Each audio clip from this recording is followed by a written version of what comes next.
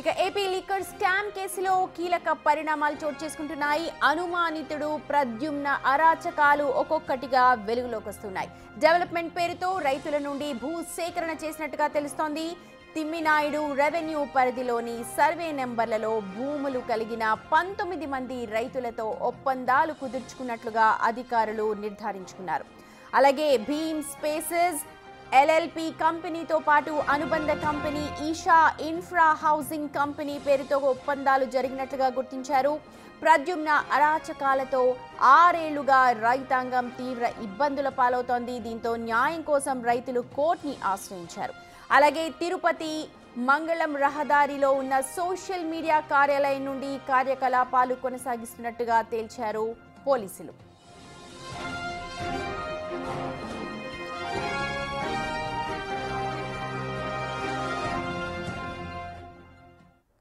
మా ప్రతినిధి దామోదర్ లైవ్ లో జాయిన్ అవుతున్నారు. దామోదర్, ఏపీ లిక్కర్ స్కామ్ తీగలాగితే డొంకంతా కదులుతోంది. ఒక్కొక్కటిగా బయటకు వస్తూ ఉన్నాయి. నిన్న ఒక రకంగా చూసాం, ఇవాళ ప్రద్యుమ్నకు సంబంధించిన వివరాలన్నీ కూడా బయటకు వస్తున్నాయి. అసలు జరిగిన పరిణామాలు, ప్రస్తుతం ఉన్న సిచ్యువేషన్ ఏంటో ఒకసారి చెప్పండి.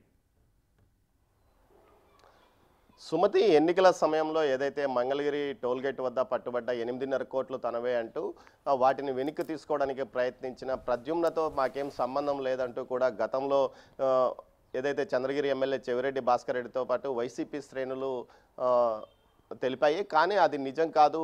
ఏదైతే ప్రద్యుమ్నతో వైసీపీ శ్రేణులకు సన్నిహిత సంబంధాలు ఉన్నాయని మద్యం సిట్టు తేల్చి చెప్పింది. నిన్న ఏదైతే మద్యం సిట్టు అధికారులు 2 రోజులుగా చేస్తున్న తనిఖీల్లో ప్రద్యుమ్న గురించి పూర్తి వివరాలు బయటపడినట్టు తెలుస్తుంది. ప్రద్యుమ్న భాగస్వాముడిగా సజ్జల భార్గవరెడ్డి, చెవిరెడ్డి మోహిత్ రెడ్డి కలిసి భీమ్ స్పేసెస్ పేరుతో ఒక కంపెనీ హైదరాబాద్లో రిజిస్ట్రేషన్ చేశారు. దానికి సంబంధించి అనుబంధంగా Isha infra housing private limited అనే కంపెనీని కూడా ఏర్పాటు చేసి తిరుపతి నుంచి కార్యకలాపాలు నడిపించినట్లు కూడా గుర్తించారు. తిరుపతిలోని మంగళం రోడ్లో ఉన్న ఒక సోషల్ మీడియా ఆఫీస్ వేదికగా ఈ కార్యకలాపాలు నడిచాయి. తిమ్మినాయుడుపాలెంలోని 19 మంది రైతుల వద్ద నుంచి వీళ్ళు భూసేకరణ చేసి డెవలప్మెంట్ చేసి మీకు భాగం ఇస్తానంటూ కూడా వారితో ఒప్పందాలు చేసుకున్నారు. సుమారు 6 సంవత్సరాలుగా ఒప్పందాలు చేసుకున్నప్పటికీ ఎలాంటి ప్రయోజనము రైతులకు చేకూర్చలేదని తెలుస్తుంది. ముఖ్యంగా రైతులకు ఇవ్వాల్సిన వాటా ఇవ్వలేదని తెలుస్తుంది.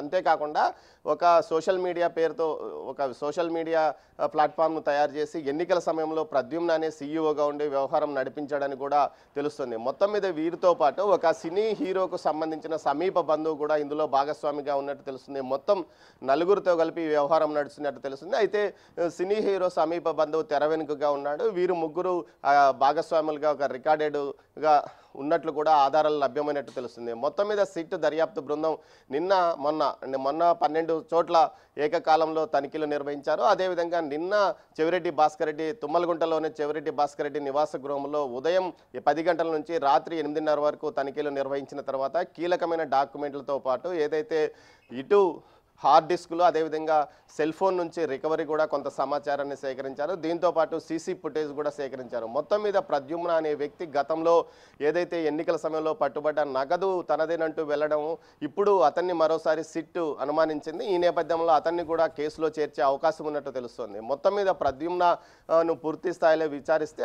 ఇంకా మరిన్ని వాస్తవాలు బయటపడే అవకాశం ఉంది. దీంతోపాటు సజ్జల భార్గవరెడ్డి పాత్ర కూడా బయటపడుతుందని సిట్టు భావిస్తుంది. అందులో భాగంగా ప్రద్యుమ్నను విచారణకు హాజరు కమ్మని కూడా నోటీసులు పంపినట్లు సమాచారం. మొత్తం మీద ప్రద్యుమ్న వ్యవహారం ఇప్పుడు చర్చనీయాంశంగా మారింది. ముఖ్యంగా ప్రద్యుమ్న వల్ల నష్టపోయిన రైతులు కొంతమంది కోర్టును కూడా ఆశ్రయించారు. తమ భూములను 4-5 సంవత్సరాల క్రితం సేకరించి డెవలప్మెంట్ చేస్తామని అగ్రిమెంట్ చేసుకుని కనీసం ఆ భూమిని స్వాధీనం చేసుకున్నారు. కానీ తమకు ఎటువంటి ప్రయోజనము, తమకు ఎటువంటి వాటా కూడా ఇవ్వలేదంటూ కూడా వారు కోర్టుకు వెళ్ళారు. అదేవిధంగా తాము గతంలో ఏదైతే ఈషా ఇన్ఫ్రాతో చేసుకున్న ఒప్పందానికి జీపీలను కూడా రద్దు చేయాలని వారు కోర్టు ద్వారా వారికి నోటీసులు పంపించినట్టు సమాచారం. ప్రద్యుమ్న వల్ల నష్టపోయిన వారందరినీ వివరాలు కూడా ఇప్పటికే విజిలెన్స్ అండ్ ఎన్ఫోర్స్మెంట్ సేకరించింది. ఈ విషయాలను కూడా ప్రభుత్వానికి తెలియజేసినట్టు తెలుస్తుంది. ప్రద్యుమ్న పాత్ర ఎంత, ఇతను రూటింగ్ చేశాడా, ఎంత మొత్తాన్ని రూటింగ్ చేశాడు, అయితే చెవిరెడ్డి భాస్కర్ రెడ్డితో పాటు సజ్జల భార్గవ రెడ్డికి సహాయంగా ఇతను పనిచేశాడా అన్న కోణంలో కూడా